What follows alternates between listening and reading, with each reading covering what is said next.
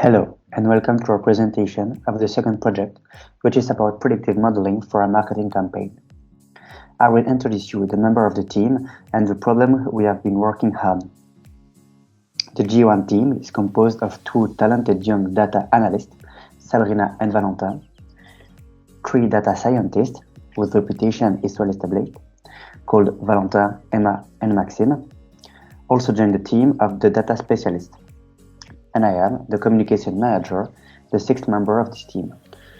The American task force hired us to fight the spread of a new influenza virus. Our team has to invite families to have their children vaccinated. In order to reduce marketing costs, the invitations will be sent to families likely to respond positively. We have a dataset on more or less 12,000 children. My teammates will explain you our model regarding the H1N1 virus dataset that reflect on the new influenza vaccination campaign. Thank you. So now we are discussing the variables we have chosen for our model. So what is good to know is that H1N1 and the new disease spreading are two types of influenza, and we are giving information about the flu in the dataset. So we are using these main attributes to be representative of our children. So we use the up-to-date flu 1, flu 2, and flu 3, which are how many doses of the vaccine against the flu a child receives. And we aggregate them into the flu vax shots attributes, which returns a 1, a 2, a 3, or a 0, depending on how many shots against the flu a child had. Then as our second main attribute, we have the health insurance, which we again aggregate into one single attribute regarding the 5 we were giving in the dataset. And this attribute returns a 1 if the child is covered by any types of American insurance, and a 0 if he is not. Then we have a look at the household attributes and the variables. First of all, the household poverty level, if it is above, below, or average, and then the number of people living in the household, because the situation could depend from any point of view. And then we have a look at the mother's demographics, knowing the age range and the level of education she has. And then we have a look at the child's demographics. So again, the sex and the age range of he or she. So our main questions here is that do insurance and number of flu doses encourage vaccination or not? And then how many categories can we find among these depending on the demographics? So next we'll see how our model works. To evaluate the model that we have developed for our work, we have decided to base ourselves on two concepts: the accuracy and the kappa. These two components will allow us to justify and analyze the performances of our model in terms of percentage accuracy.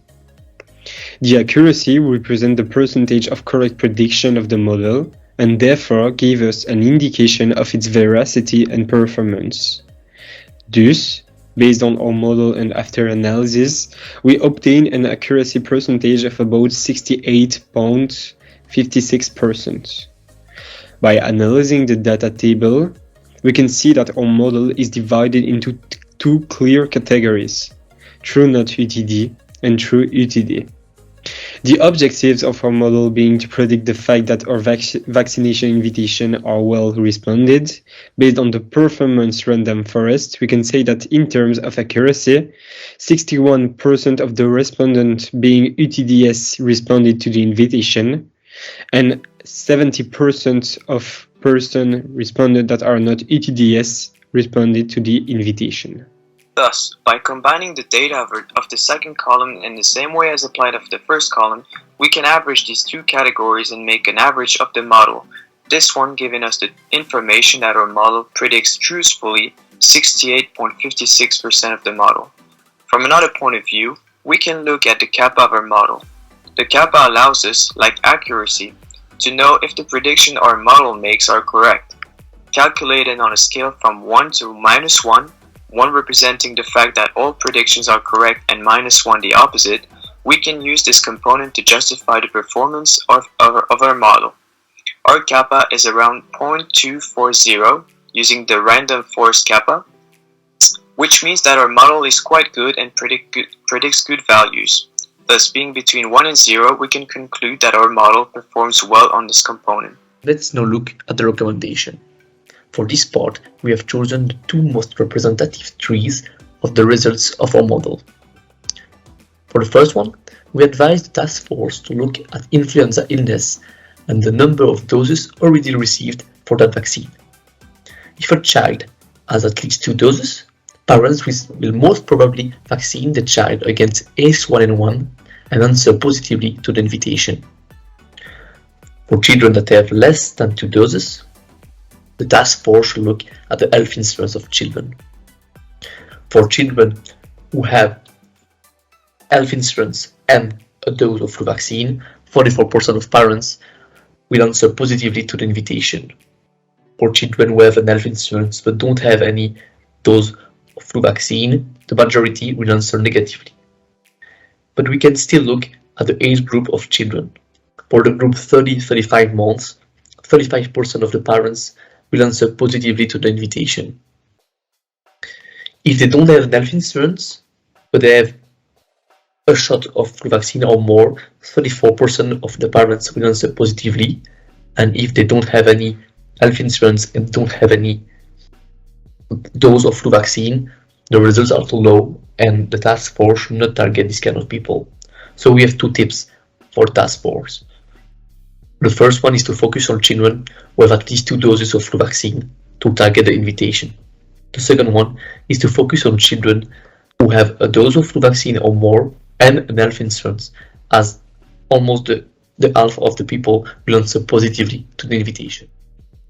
So we have another recommendation to make for this.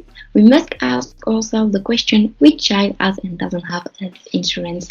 And for this, we have 5 cases to present. In the first one, we have children with health insurance who have received 3 doses of vaccine. And we can see that we have 63% of parents that will respond positively to the invitation. And in the case 2, it's the same as above, but we have children without health insurance, and we can see that we have 55% of parents that will respond positively to the vaccination. So that means it's less than before, but there is still a large majority in favor of vaccination. And in the case 3, we have children with health insurance who have received less than 2 doses. And we can see that we have 61% of parents that will respond positively to the vaccination, so it's better than before. And in the case 4, we have children with health insurance who have received 1 or less than 1 doses, and there is 37% of parents that will answer positively to the vaccination. So we can see that when we have children with 1 or less than 1 dose, the parents don't feel very concerned by vaccination. And in the case 5, we have children without health insurance, and children have 1 or 2 doses, and there is 41% of parents that will respond positively to the vaccination. Thank you so much for your attention. Bye.